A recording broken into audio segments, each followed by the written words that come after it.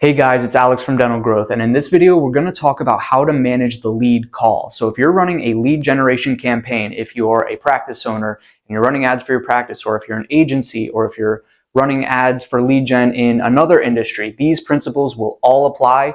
And it's important because if you mismanage the lead call, your campaign can quickly become unprofitable, right? So we have to have a system in place to optimize that call such that you can get your leads at as good of a rate as you can interested in booking and continuing to work with you, because otherwise, as I said, your campaign can quickly become unprofitable. So this is a very crucial step, and it's important to systematize this so that it's an optimal process and it's repeatable. Okay, so without further ado, in this video we're going to go over three main things. One, the structure of the call. Two, qualification. And three, building desire. Okay, the third one, building desire, is important because that's the sales side of it. That's getting the prospect emotionally invested. And qualification, the second point, is also very important because we need to make sure that this person is actually ready to move forward and they're actually a customer for us, instead of bringing them in for an appointment and continuing to have our sales rep invest time in nurturing the leads. So without further ado, let's get into the first step, which is the actual structure of the call, okay?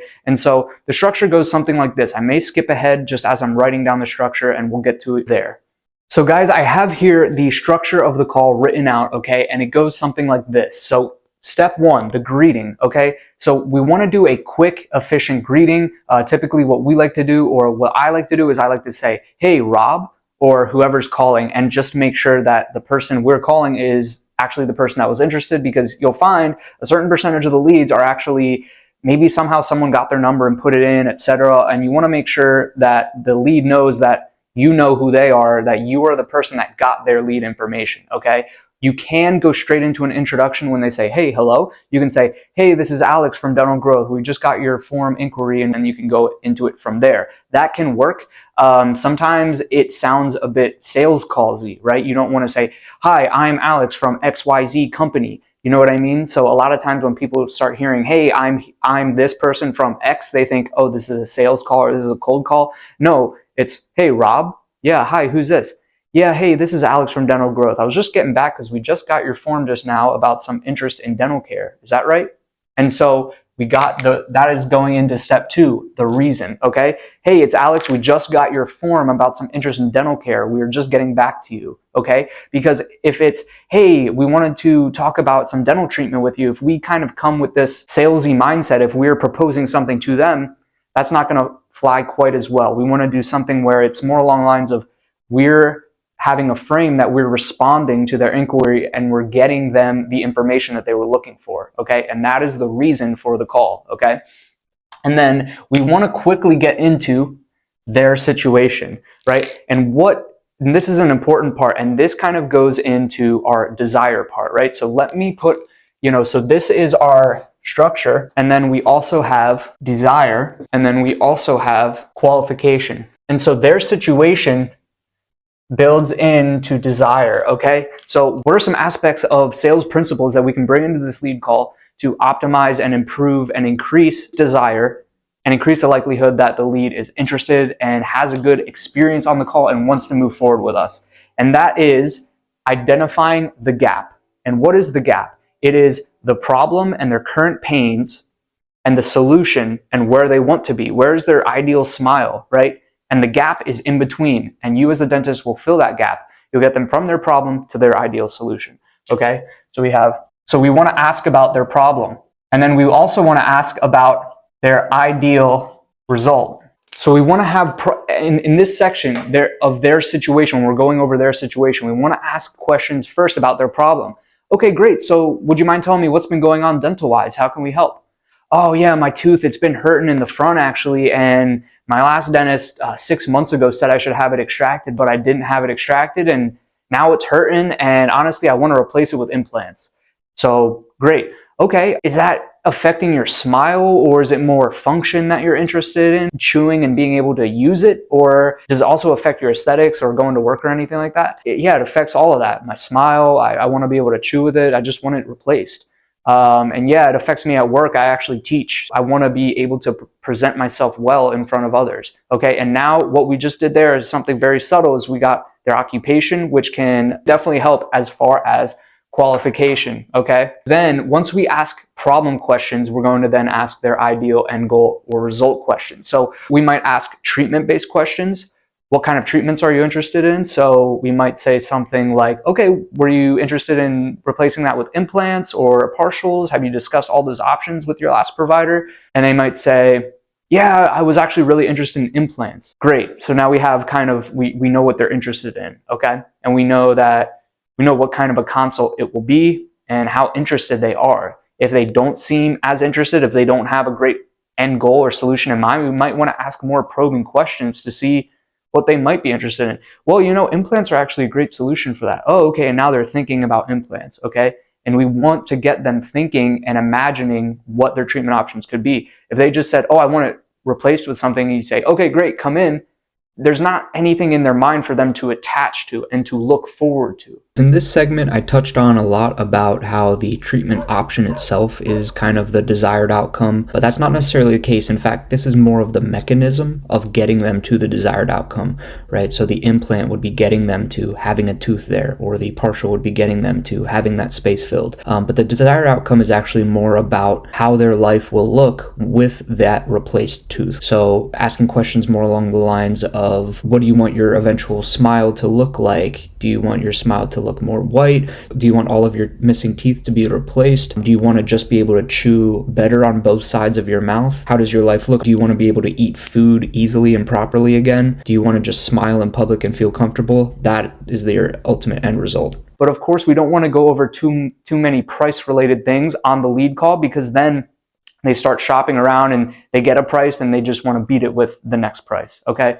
And so that brings us into our next point, which is logistics. So once we've gone over their situation and we have this desire and problem dichotomy built, we want to go into logistics real quick. And the reason I have it after that is because you don't want to get into logistics right away. Okay, great. Well, we're located in, here's where we're located. And do you have this? Do you have dental insurance? What's your first name, last name, and phone number? We don't want to ask these questions right up front. This is kind of a rapport building stage. And that is very important as well, because in order for someone to open up and to talk a lot, we need to build rapport. So it's very key to be friendly and just very curious and just very good on the phone in building rapport at these initial stages. Then once they're a bit more opened up, we can start logically progressing to, well, we're actually located in Baltimore, Maryland. Are you close by? Oh yeah, I'm right outside Baltimore in Ellicott City. Okay, great. Do you have dental insurance? Yes, I have this. Okay, great. That's when we're going to start getting closer to implying that a booking is ready. So we're going to ask for their time. Now, Alex Hormozy is kind of a well-known entrepreneur on YouTube now, and he found that one of the best ways to increase the show rate of appointments, so for this potential new patient to actually show up for their appointment, the kind of best thing you can do is actually have more times available that they can come in. Why? Because the times, if you give a patient 1 or 2 times per week, it's very likely that they might not be able to make it just due to logistics alone. So it's very important that you get their time, because they will often say a time that they can already tell in their head that they will be free or most available at that time. Sometimes in dental marketing, it's recommended that you control the schedule and that you give them a time, because they can't just come in and say whenever they want to come in. There is some psychological truth to that, but actually getting their best time is just best for logistics and increasing the chances that they are actually free at that time. So we're going to see when, okay, John, well, when's best for you to come in? Or is there a good time next week for you to come in? Side note, ideally you would want them to come in same week or as close to the call as possible. You could say later today, you could say tomorrow, etc. Is there a good time even later this week for you to come in?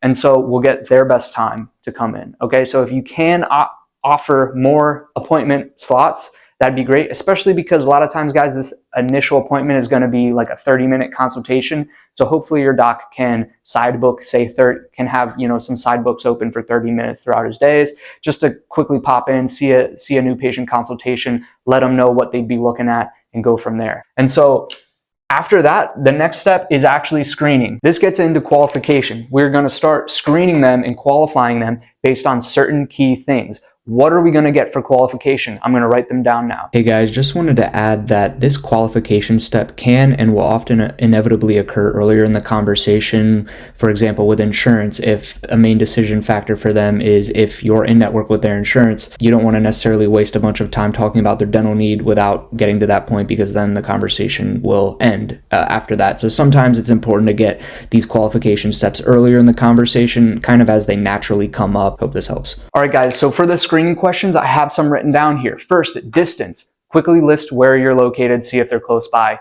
Very basic, okay? Yeah, that's close by. Oh, okay, is that within transportation distance to you? Oh, yeah, it's about 15 minutes, great. Second thing, insurance, okay?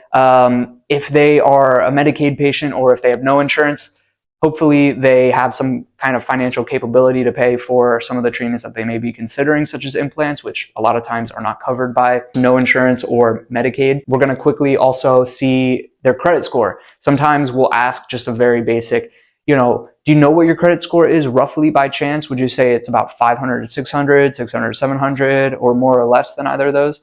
And they maybe will give you a range there. And if they say something low, like 500 or less, you can let them know, hey, there's a very high likelihood that financing may not be able to cover this. Is that something that's still okay with you going forward? If you like, you can still try to see a low credit patient, or you can actually just screen them out right then and there and say, unfortunately, these treatments, financing is often very much a consideration and a need for a lot of patients. Maybe it's best to continue to see if there are other options for you if you'd like to get treated, especially with this treatment that you're considering. We can also see if they're going to bring a spouse to the appointment. A lot of people might need to, when they actually come to the appointment, they'll say, okay, I need to talk about it with my wife. This full mouth implants thing, it's a big decision, and it is. And so in order to avoid that obstacle, you can actually just see if they can bring their spouse to the appointment from the get-go, okay? And then finally, their job and if they're cost aware of the treatment, okay? So just to let you know, full mouth implants can range from $5,000 to $10,000 to $20,000 or more. Is that something you're still okay with?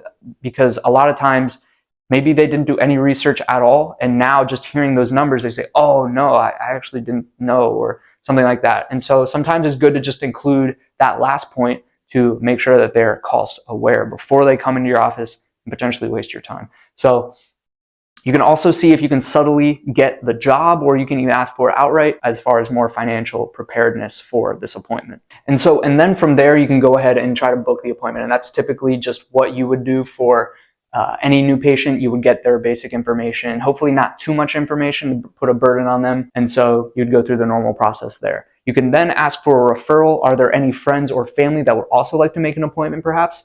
And sometimes you might get a few extra people coming in as well. After the appointment, there's a lot of things you can do as far as show rate. A couple things to consider. You can definitely do reminder texts and reminder calls before the appointment. I would definitely do these because you will notice that the show rate is a bit lower than your normal committed patients. And another thing you can do are financial incentives, such as putting a credit card on file to enforce a no-show fee. So, hey, by the way, John, just to let you know, we do put a card on file for the appointment. If we don't happen to see you at your appointment, it would be a $25 no-show fee. We can go ahead and put the card in whenever you're ready, something like that, okay? And so, guys, that is the structure and main points of a lead call, okay? And an important one to keep in mind, right, is this desire part, okay? And a lot of times it's skipped over, right? And so it's important to get the patient looking forward to their appointment and making sure that it's something they're interested in. They have a couple treatment options in mind. Basically, they know what their problem is and what their solution is, right? Because if you get them on the phone and you hear stuff like, well, I was just looking around because I saw your ad and I was interested. Okay, well, what's your problem? Like, do you have missing teeth? Is something causing you pain, etc.? You want to kind of dig a little bit further there, right? Okay, what exactly is bothering you then? Or what exactly would be your dental concern? Different things like that, okay? And then from there, you can go ahead and get their solution in mind, their ideal end state, the treatments that they were interested in, etc. Another thing that's important, guys, is just increasing call duration and increasing the amount of time that the lead themselves are talking, right? Because in sales, they say the person who talks less wins the sale. So if you're asking questions and then you sit back and they're talking and going on about their problems and what they're interested in, that means that's a really good sign that they're invested and that they're interested, okay? And so asking questions, getting them to talk is a good sign that that patient will show and will potentially start treatment. Okay, so call duration, getting them talking, building the desire, making sure they're qualified, going through the structure, having an optimized system. And guys, that's going to give you the best chance of an optimal lead call. Okay, and that's also built on top of things such as speed to lead, which we cover in a lot of my other videos. So if you guys were interested, feel free to check out our channel. You can also reach out to me personally at the links on my channel. And with that being said, I'll see you in the next one. Peace.